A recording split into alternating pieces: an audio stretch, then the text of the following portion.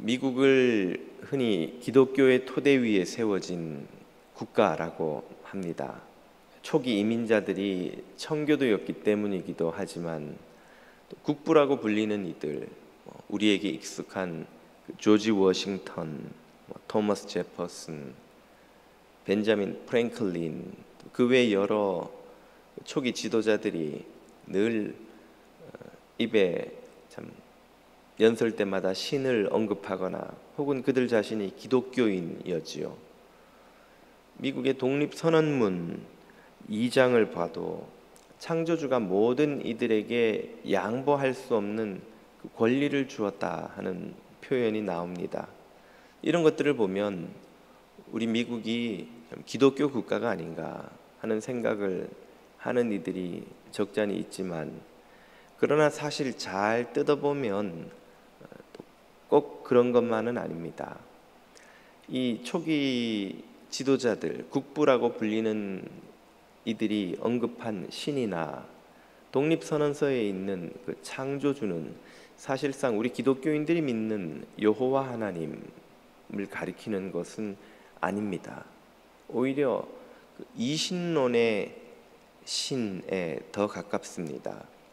이신론은 18세기 계몽주의가 태동한 영국에서 시작된 신앙인데요. 엄밀히 말해서 신앙이라기보다는 철학에 더 가깝습니다. 정통신앙과 계몽주의를 결합해서 만들어낸 그런 믿음인데요. 이 이신론의 신은 세상을 창조했으나 개입하지 않는다라는 슬로건으로 잘 요약됩니다. 분명히 이 세상을 이렇게 질서 있게 만든 어떤 힘이 존재한다는 것을 이신론은 인정하지요. 그러나 그 신적인 그 어떤 존재는 비인격적인 이로서 이 사람들의 삶이나 역사에 개입하지는 않는다는 것입니다.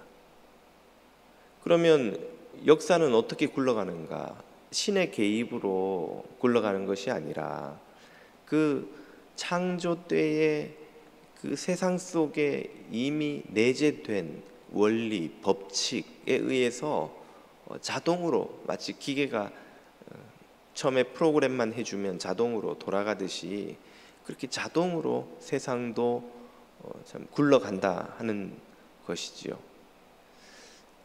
인격적인 신의 존재를 부정하고 또 신이 역사에 개입한다는 사실을 부정한다는 점에서 이 이신론은 언뜻 들으면 유사해 보이지만 사실상 우리 개신교, 우리 기독교인들의 믿음과는 거리가 멀다고 하겠습니다. 우리 기독교인들이 믿는 하나님은 당연히 아닙니다만은, 그러나 교회 안에 있으면서도 하나님을 마치 이 이신론의 신처럼 여기는 이들이 있습니다. 하나님의 개입을 인정하거나 기대하거나 간구하거나 의지하지 않고 자신의 힘, 의지, 노력, 계획으로 살아가는 이들을 말하는 것이죠.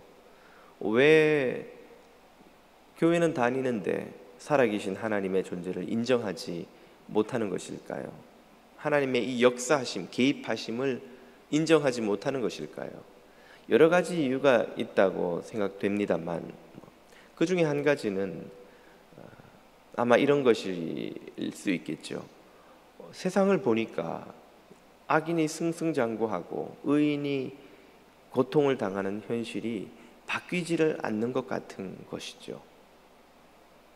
애를 써도 이 불의, 부정, 세상의 부조리와 모순을 떨쳐버릴 수가 없어 보이는 것입니다. 거기에다가 이런저런 일로 기도하고 간절히 기다렸으나 기도한 대로 응답되지 않는 경험이 또 반복됩니다. 이런 경험을 통해서 하나님이 내 삶에 개입하시고 역사하시는 것이 맞는가? 정말 그런가? 하나님이 살아계시긴 하지만 내 삶에 혹은 이 역사에 그리 강력하게 선하게 정의롭게 역사하시지는 않는 것이 아니냐 하는 생각을 무의식 중에 가질 수 있다는 말입니다. 최근에 미얀마에서 지난 2월 1일이지요. 군사 쿠데타가 일어나서 군부 독재 정권이 들어섰습니다. 미얀마 시민들의 이 항의 시위가 연일 이어지면서 군부의 무력 진압으로 70명이 넘는 이들이 목숨을 이미 잃었고 또 2천여 명이 넘는 이들이 투옥되고 있다고 합니다. 지금도 계속되는 시위에 전 세계를 향해 도와달라고 호소하는 미얀마인들의 호소가 연일 언론에 보도되고 있죠. 아마 저 시위 한가운데서 고통당하는 시민들, 자신의 남편을, 아들을 희생당한 그 가족들은 하나님이 계시다면, 신이 계시다면 도대체 어디에 계시느냐, 우리를 왜 도와주지 않느냐, 그런 호소를 할지도 모르겠습니다. 그런 의문을 품을지도 모르겠습니다. 우리 마음에도 이런 의문이 만약 있다면 오늘 본문에서 말씀하시는 주님의 음성을 들어보아야 합니다. 주님은 무엇이라 말씀하셨던가요? 오늘 본문은 지난주에 이어서 베데스다 연못가에서 38년 된 병자를 고친 사건을 다룹니다. 사건은 그 자체로 흠잡을 일이 없는 선한 일이었죠. 예수님은 베데스다 연못가에서 38년 된 병자를 보시고 네 자리를 들고 일어나 걸어가라 하시는 말씀으로 고쳤습니다.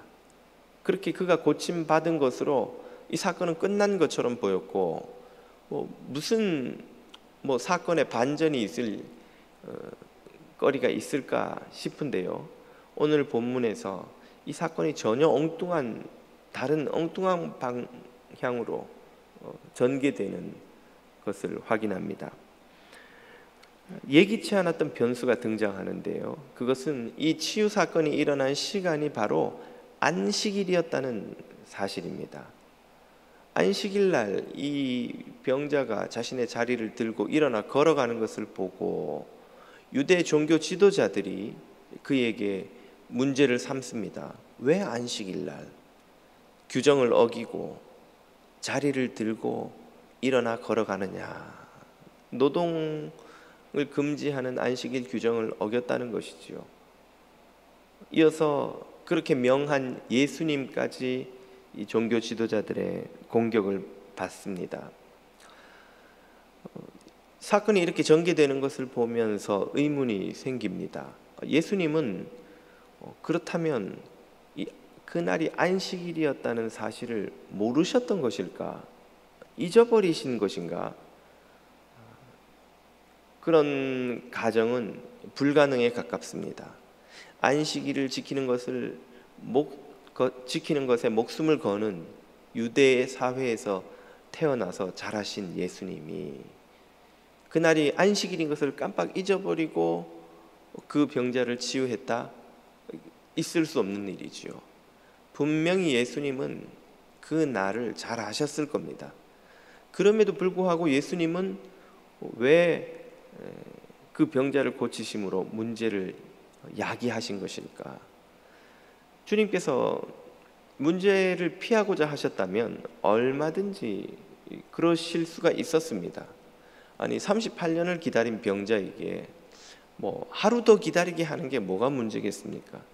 보니까 마음이 아프고 참 안타까운데 내일 내가 와서 너를 반드시 고쳐주리라.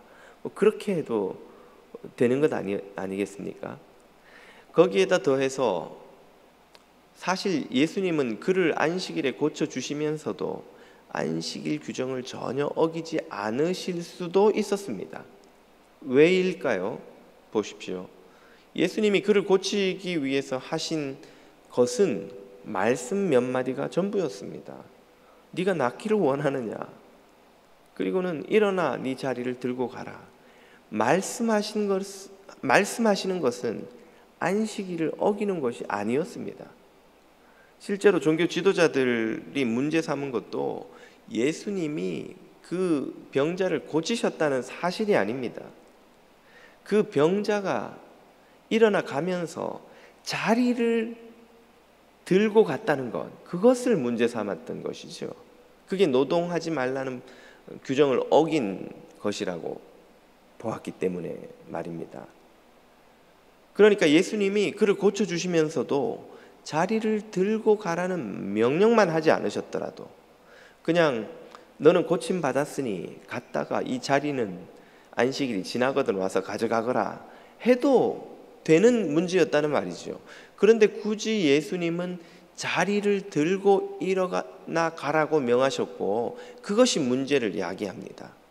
오늘 본문이 문제 삼는 것도 바로 그 점인데요. 그 사실을 이 표현이 도대체 몇 번이나 등장하는지를 확인해 보면 알 수 있습니다. 자, 본문에서 자리를 들고 걸어가라 하는 말씀이 몇 번 나오는지 한번 보십시다. 8절 9절을 보십시오. 예수께서 이르시되 일어나 네 자리를 들고 걸어가라 하시니 9절 그 사람이 곧 나아서 자리를 들고 걸어가니라. 그런데 이날이 안식일이었던 것이죠. 유대인들이 문제를 삼은 것도 바로 이 지점입니다. 10절 유대인들이 병 나은 사람에게 이르되 안식일인데 네가 자리를 들고 가는 것이 옳지 아니하니라. 네가 고침받은 게 문제라는 말이 아니지요. 고침받은 건 문제 삼지도 않습니다. 자리를 들고 가는 걸 왜 하느냐 이 말이죠. 11절 그가 대답하되 나를 낫게 한 그가 자리를 들고 걸어가라 하더라 하니 12절 저희가 묻되 너더러 자리를 들고 걸어가라 한 사람이 누구냐 하되. 자, 방금 본 짧은 몇 구절에서 자리를 들고 걸어가다 하는 표현이 무려 5번이나 등장합니다.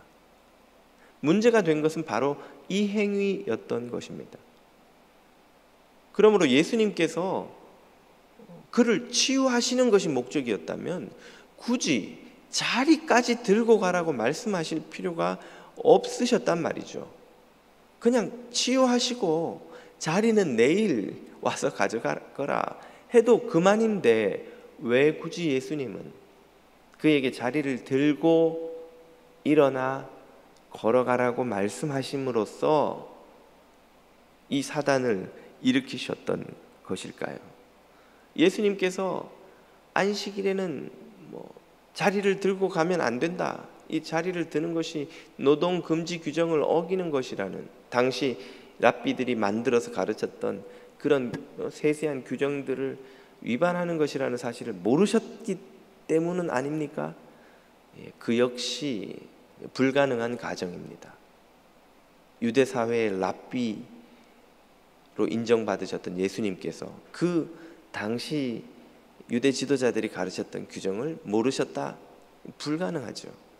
예수님은 다 아시면서 그리고 그 명령이 어떤 갈등을 불러일으킬지도 아시면서 그렇게 명하셨던 것입니다. 왜? 예수님은 도대체 왜 안 하셔도 되는 명령을 하셔서 유대인들과 종교 지도자들과 갈등을 겪으신 것일까요? 그 이유를 예수님이 당신 입으로 직접 답을 하십니다. 17절을 보십시오. 예수께서 저희에게 이르시되 내 아버지께서 이제까지 일하시니 나도 일한다 하시매. 예수님이 종교 지도자들에게 이 말씀을 하고 싶으셨던 거예요. 이 사실을 그들에게 일깨우고 싶으셨던 거예요. 뭘 일깨우신다고요? 아버지 하나님께서 지금 일하고 계신다는 말이에요. 지금까지, 지금도 일하고 계시고 나도 그 일을 하라고 보냄을 받아서 와서 그 일을 순종하여 하고 있다는 말이에요. 유대 종교 지도자들이 잊어버리고 있는, 혹은 무시하는, 혹은 인정하지 않는 그 아버지 하나님의 일하심. 도대체 이게 무슨 뜻입니까? 당시 유대 종교 지도자들은 안식일을 왜 지켰습니까? 그들에게 안식일은 무슨 의미였나요? 우리가 잘 알듯이 하나님께서 6일 동안 천지를 창조하신 후에 창조를 끝내시고 안식하신 날이 안식일이죠. 그 날을 기념해서 순종해서 모든 하나님의 백성들도 안식해 하였습니다. 그리고 종교 지도자들은 그 안식일을 지키는 아주 자세한 규정들을 또 만들어내어 백성들에게 준수하라고 가르치기도 했죠. 그들이 사는 세상, 그들이 안식일을 늘 지키면서 떠올리는, 그들이 살아가는 세상은 어떤 곳입니까? 하나님의 창조가 끝난 세상이죠. 하나님이 더 이상 일하실 필요가 없는 세상입니다. 하나님도 안식하고 계시는 세상입니다. 그들도 안식하고 있는 세상이에요. 안식이 그들에게 복이 되는, 안식이 그들에게 너무 좋은 그런 세상입니다. 그들의 세상은 새로워질 필요가 없습니다. 그들의 세상은 하나님이 더 이상 개입하실 필요가 없는 세상입니다. 하나님이 개입하시는 것이 오히려 그들에게는 불편한 그런 세상입니다. 아니, 당시 유대인들은 메시아를 간절히 기다렸다고 하지 않으셨나요? 메시아 대망론이 사회에 널리 퍼져 있었다고 목사님도 전에 설교하셨던 것 같은데요. 네, 메시아를 기다리는 이들이 간절히 기다리는 이들이 있었지만 그들은 적어도 종교 지도자들은 아니었던 것이죠. 누가 메시아를 그토록 간절히 기다렸습니까? 그들은 바로 가난하고 병들고 고통받고 착시당하고 억압당하던 백성들, 대중들이었습니다. 그들은 태어날 때부터 늘 굶주리고 늘 병에 걸렸고 늘 착시당하고 늘 억압당했고 그렇게 힘겹게 살다가 일찍 죽어서 평균 수명을 낮추는데 일조하는 이들이었습니다. 그들이 사는 세상은 하나님의 개입이 간절히 필요한 세상이었습니다. 하나님이 도와주시지 않으면, 일하시지 않으면, 하나님이 역사하시지 않으면 희망이 없는 세상이었습니다. 그랬기 때문에 그들은 메시아를 기다렸습니다. 그들의 삶을, 그들이 살아가는 세상을, 그들의 나라를 구해줄 그런 메시아가 오기를 간절히 기다리는 이들이 바로 그 가난하고 억압받는 대중들이었죠. 그러나 이 종교 지도자들은 그들과 달리 메시아를 기다리지 않았습니다. 오히려 메시아는 그들의 세상에 위협이 되는 존재였습니다. 그들 종교 지도자들, 사두개인과 바리새인으로 대표되는 이들은 로마 총독에게 협조하는 대가로 정치, 사회, 경제 전반에서 특권을 누렸습니다. 그들은 부족함이 없는 삶을 살았어요. 그들이 사는 세상은 바뀌면 안 되었던 것입니다. 그들은 오히려 메시아 운동을 경계했습니다. 우리가 앞서 살펴보았듯 세례 요한이 백성들의 주목을 끌며 메시아가 아니냐 하는 목소리가 여기저기서 터져나오자 조사단을 파견해서 세례 요한의 정체를 확인하려 했습니다. 예수님의 정체 역시 확인하려 하였고 예수님이 일으키시는 그 운동을 그들은 경계하였고 경계의 눈으로 바라보았습니다. 왜입니까? 메시아 운동은 늘 소요 사태를 불러올 위험을 안고 있었고 소요 사태는 로마 정부의 군사적 개입을, 그리고 군사적 개입은 곧 기존 질서의 붕괴를 가지고 올 위험이 있었던 것이죠. 그 기존 질서는 자신들의 삶을 유복하게 만들어주는 정치적 권력, 사회적 권위, 경제적 특권을 누리는 그 모든 삶을 보장해주는 질서였는데 그것이 흔들리는 것은 그들에게 큰 두려움이었던 것입니다. 바로 이런 이유로 그들은 하나님이 일하시는 세상을, 하나님이 개입하시는 것을 기대하지 않는 그런 세상을 살아갔습니다. 바로 그들에게 예수님은 하나님께서 지금 일하고 계신다는 사실을, 이 세상이 새로워져야 하며 그 세상을 새롭게 바꾸시는 데에 하나님이 일하고 계신다는 사실을 일깨워 주기 위하여 바로 이 말씀을 하고 계십니다. 그리고 당신 또한 그 하나님께 순종하여 세상을 치유하고 회복하고 바꾸시는 일을 하고 계신다고 선언하십니다. 세상을 새롭게 하는 일, 바로 새로운 창조입니다. 하나님께서 창조하신 그 첫 세상은 죄와 악으로 인해 병들고 깨어지고 훼손되었습니다. 그 세상에서 살아가는 이들은 고통받고 눈물 흘리고 슬픔과 괴로움을 벗어날 길이 없습니다. 그런 이들의 세상을 주님은 치유하시고 회복시키시고 변화시키시고 마침내 새로운 창조를 하여 새로운 세상으로 완성시켜가고 계십니다.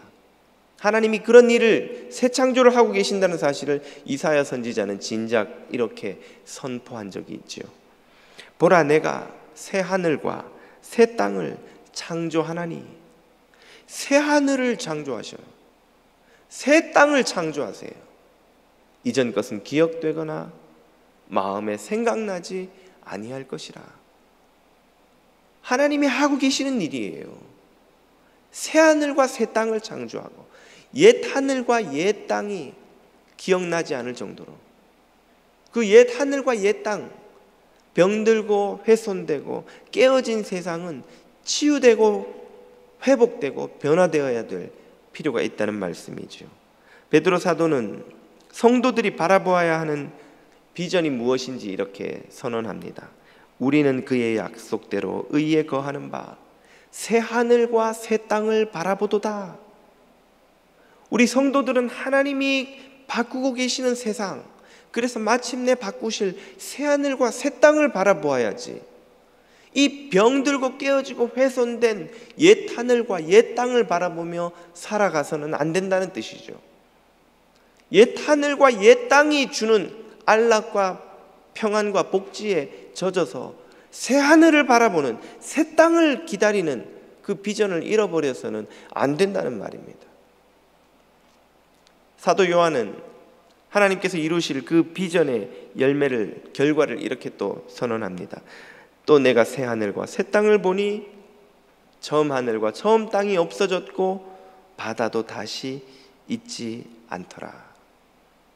하나님께서 기어이 치유와 회복과 새 창조의 일을 통하여 새 하늘과 새 땅, 새로운 창조를 완성시키실 것이라는 말입니다. 바로 이 비전을 보여주시기 위해 예수님은 의도적으로 그 병자에게 안식일 규정을 어기는 명령을 하셨던 이유인 것입니다. 이 비전을 지도자들에게, 종교 지도자들에게 깨우치기 위하여 하나님은 쉬고 계시는 분이 아니십니다. 하나님은 예수님이 이 병자를 고치신 것처럼 이 세상을 지금 고치고 계십니다. 이 세상에 병든 이들을, 이 세상에 고통받는 이들을, 이 세상의 불의와 부정과 이 세상의 부조리와 모순을 치유하고 계시고 질서를, 창조의 질서를 회복하고 계시고, 그리고 마침내 훼손되지 않는 새로운 창조의 세상을 만드실 것입니다. 예수님도 세상을 고치고 계십니다. 예수님이 공생애 내내 하신 일이 무엇입니까? 바로 세상을 고치는 것이었어요. 마태복음 4장을 보십시오. 예수께서 온 갈릴리에 두루 다니사 저희 회당에서 가르치시며 천국 복음을 전파하시며 백성 중에 모든 병과 모든 약한 것을 고치시니. 이 구절은 예수님의 3년 공생애 동안 예수님이 도대체 무엇을 하셨는가를 요약해서 들려줍니다. 예수님이 하신 일은 딱 3가지로 정리되죠. 진리를 가르치시고 복음을 전파하시고 약한 것을 고치셨어요. 가르침, 전파심, 고치심, 바로 이것이 예수님이 하나님께 순종하여 이 세상을 치유하고 회복시키시는 방법입니다. 죄와 악의 사슬에 묶여 고통과 고난과 슬픔에 잠겨있는 세상을 예수님은 진리로 치료하시고 복음으로 구원하시고 당신의 능력으로 고치고 계셨던 것이죠. 그리고 그 모든 고치시는 사역의 클라이막스는 바로 십자가에서 드러났습니다. 요한복음 19장을 보십시오. 이후에 예수께서 모든 일이 이미 이룬 줄 아시고, 무슨 일이? 세상을 고치기 위해 하나님이 예수님에게 부여하신 사명, 당신이 이루셔야 할 모든 일이 이제 이룬 줄을 아시고 예수께서 30절 신포도주를 받으신 후 이르시되 다 이루었다 하시고 머리를 숙이시고 영혼이 돌아가시니라.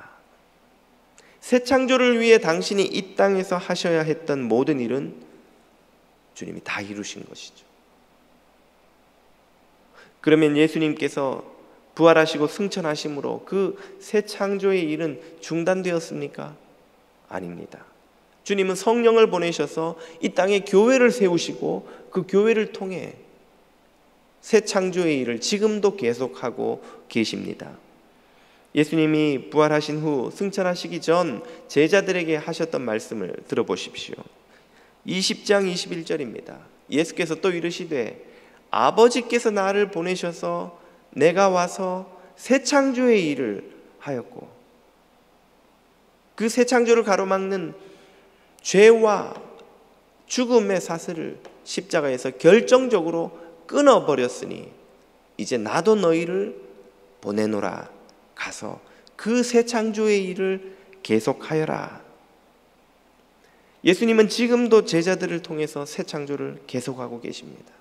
하나님이 아들을 보내신 것처럼 아들은 제자들을 보내어 그 새 창조의 일을 하고 계시죠. 세상이 지금도 새롭게 창조되고 있다는 사실을 어떻게 알 수 있습니까? 그 증거가 어디에 있습니까? 첫째는 바로 우리들, 저와 여러분이 그 증거입니다.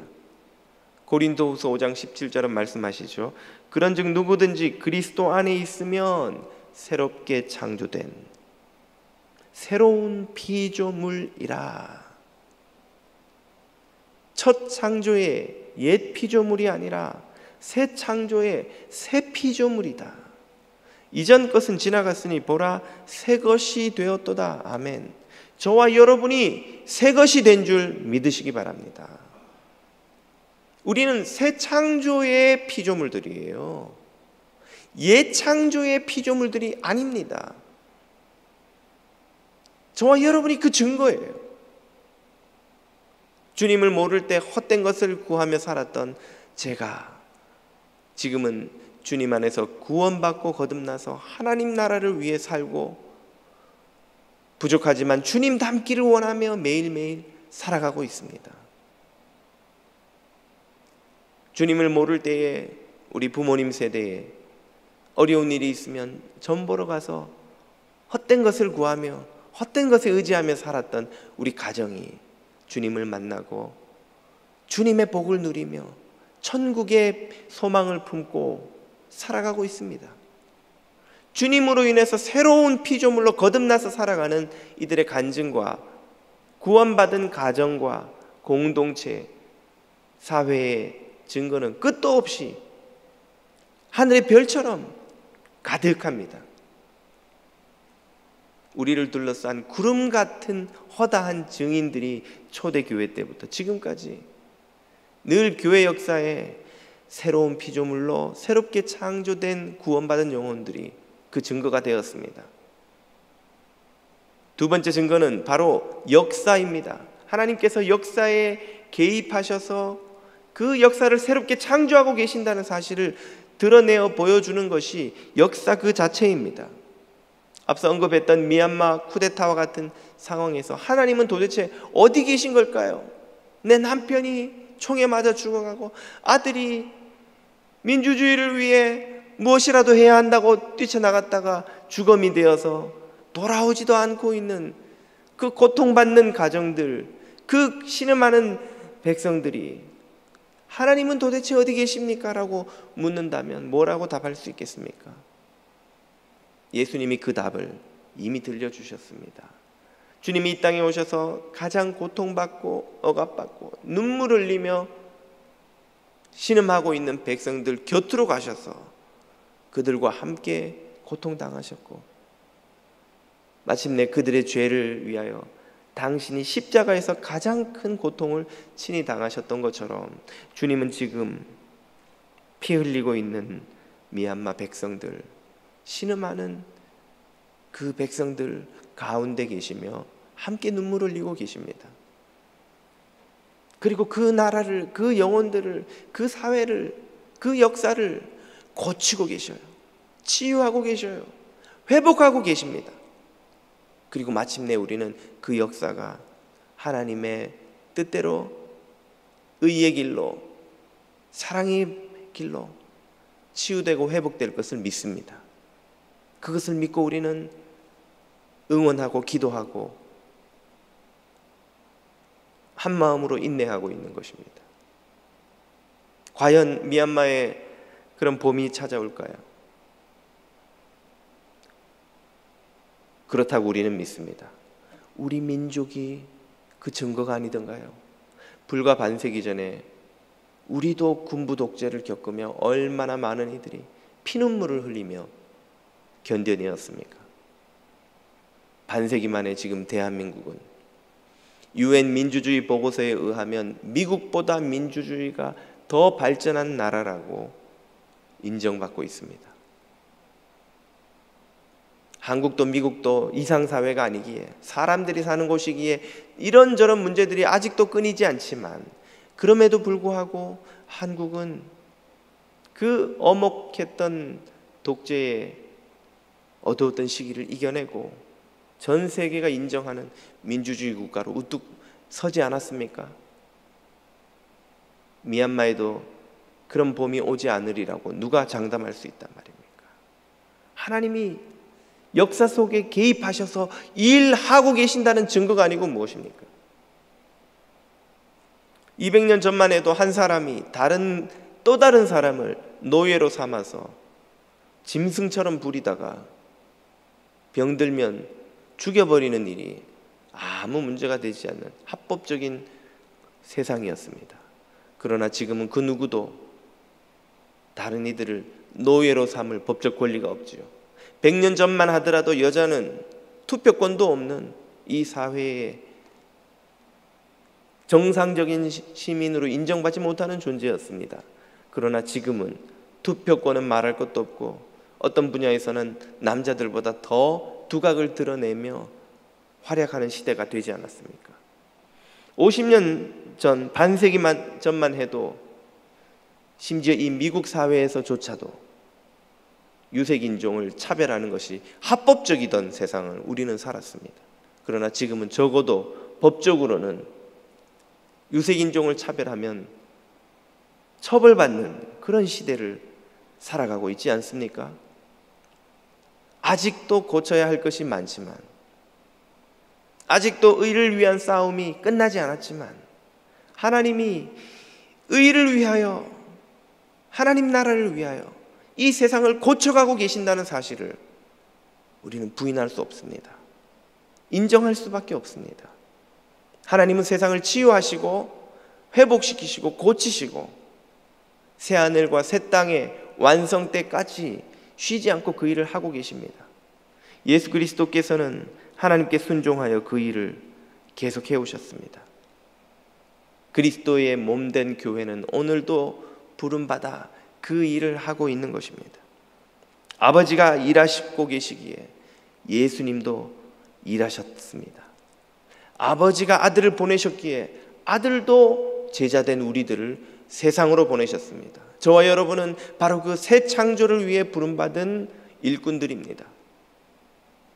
하나님의 나라가 이 땅에 온전히 임할 때까지, 하나님의 뜻이 하늘에서 이루어진 것처럼 땅에서도 이루어질 때까지 기도와 섬김과 순종을 복음 전파와 가르침과 고침을 쉬지 않고 감당해 가야 할 이들, 그들이 바로 저와 여러분들입니다. 새 창조의 일꾼들입니다. 지금도 세상을 새롭게 하시는 아버지 하나님의 일하심을 믿으며 예수님의 명을 쫓아 새 창조의 일꾼으로 살아가시는 저와 여러분이 다 되시기를 주님 이름으로 축복합니다. 기도드리겠습니다.